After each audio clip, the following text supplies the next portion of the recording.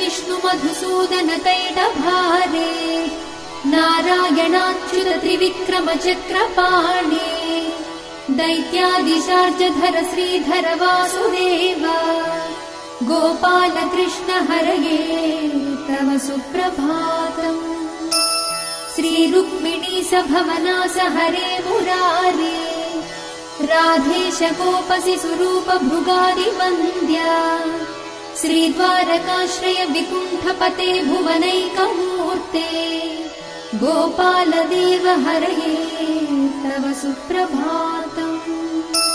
मीनाकृते कमठरूप वराहमूर्ते त्रैविक्रमाय नृहरे भृगु राम राम श्रीराम कृष्ण यदुनन्दन कल्किरूप गोपाल कृष्ण हरये तव सुप्रभातम्।